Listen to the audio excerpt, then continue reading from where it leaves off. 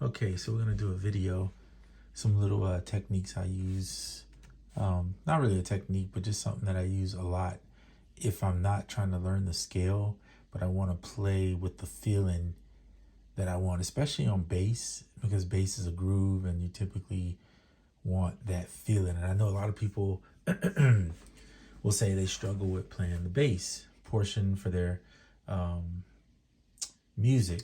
They may have everything else, but and I've shown in a previous video different ways you could do it. One is following is understanding what your, oops, I didn't mean to move that, is understanding what your bass notes of your chords are. But a lot of times what that does, if you do that, is you end up with just uh, basic bass that just plays these long extended notes, and that works. But sometimes you want a kind of a bounce, a kind of a groove that feels good. So I'm going to show you one technique that I use when I don't know scales. Now, the easier way to do this would be, and mind you, I did all this on the keyboard. I didn't, when I say keyboard, I mean the actual MacBook keyboard. I didn't play this on the Hydrosynth or any other keyboard. So I showed this before too. If you learn these blue notes, these are the notes in the scale that you played. Any of those notes can work at any time when you're playing to that scale. But sometimes if you try to learn those notes, you'll typically follow them so close that you lose the groove and the rhythm that comes naturally when you just play the instrument. So to make this work, I'm using Trillion, by the way, because that's my favorite bass plugin. It's probably the one I use the most on pretty much every song, unless I'm gonna play the bass, which I love to do too. But sometimes when I'm just trying to get a production thing done, it's quicker just to do this instead of hooking up a bunch of stuff. Okay, so anyway, back to what we were talking about. So how do I do it? Well, I'm gonna let you hear what I played. I want to let you hear what I played prior to this, but I actually went in and before I did this video and fixed the notes that were off. So I'll just have to show you what I did. All right, so let's say you played this rhythm here and you not sure if all the notes are on. In Scalar, one of the things I love is this right here. Hopefully you can see it. If you go into any MIDI notes, I'm gonna try to zoom in with this camera so you can notice it right over here. You'll see scale. If you click on it, well, normally it's off, so it's like this. But if you click on it, you can set the scale. So I did that. I knew that based on what was up here. And mind you, I'm using this as a reference point. So I based on here, it says I played E Mixolydian mode. Okay, so then I come down here and I set it for E Mixolydian. And then everything in green on this particular one represents notes that are in the scale. Now, when I played this originally, because I was just playing for the feel of things, the way the groove, there was notes that were off. Like for instance, this G here was actually, instead of being a G sharp, it was a G. I think this A might have been an A sharp or something. It was about 5 or 6 notes in here that were off. So most of them were on, but there were a few that were off. And so how did I fix it? Well, I use the scale thing. So once you put the scale in, now you can see, okay, this note's 1 note off or 2 notes off or whatever it is. And then you can do that. The other thing in here, if you're playing on this on the actual MacBook keyboard, is to use these features like the randomize feature. So you might set this randomize how much you want it to randomize, and just put it maybe a little bit above, like maybe like 76. I'm just using a number, and then I'll hit that. But I need to select them first. So Command A, or you can literally highlight it yourself, and then hit the randomize, and you'll see it. Well, you can't see because it's zoomed in too far.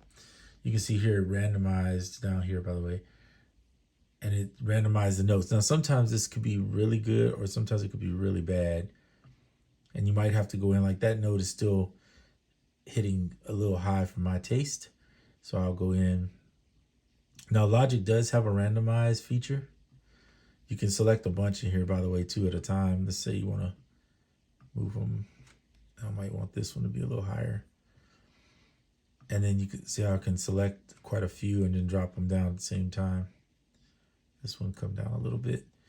So then you have, well, you can't hear it because I forgot I plugged it into the, let me see if I can I'm just going to unplug it, let you hear it through the speakers. I'm going to have to go into the settings real quick, 1 second here. And we'll go to MacBook. There you go.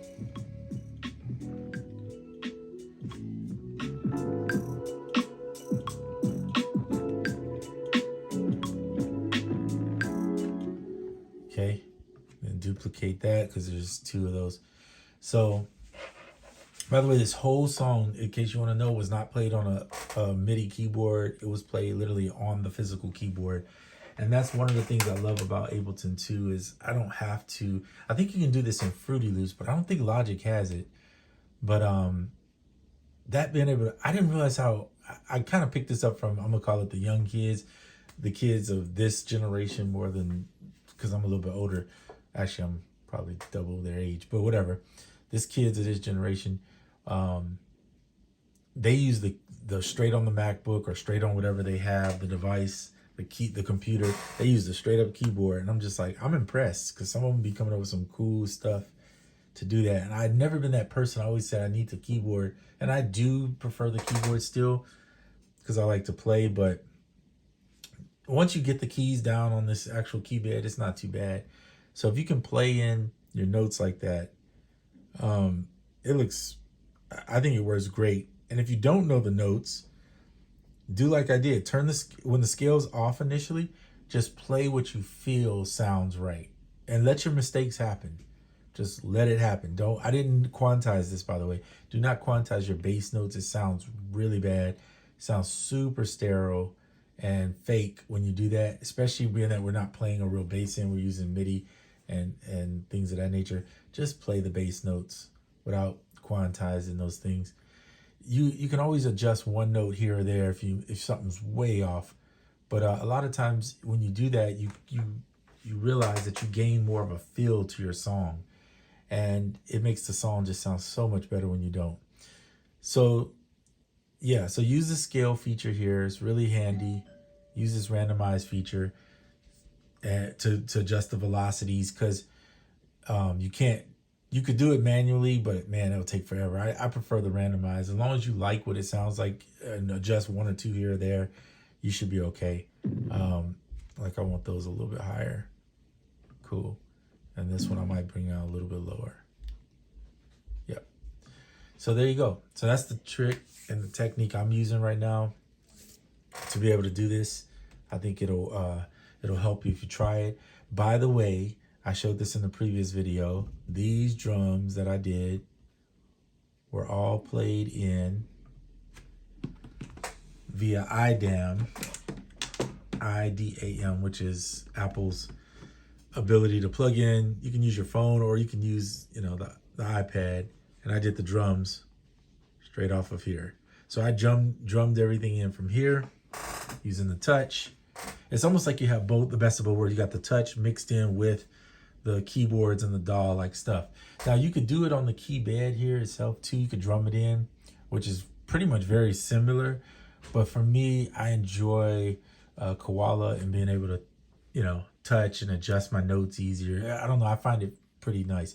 Though it doesn't, the one thing I wish they would add to it, and I've said this before, the Y velocity. So if I hit lower, it's softer. If I hit higher, so I could get that. They do have it on, if you like, for instance, if I go in and do this, they do have it on here for the hi-hats, which typically use, but I want to be able to get it in because I want my drums and snare to be able to do that too.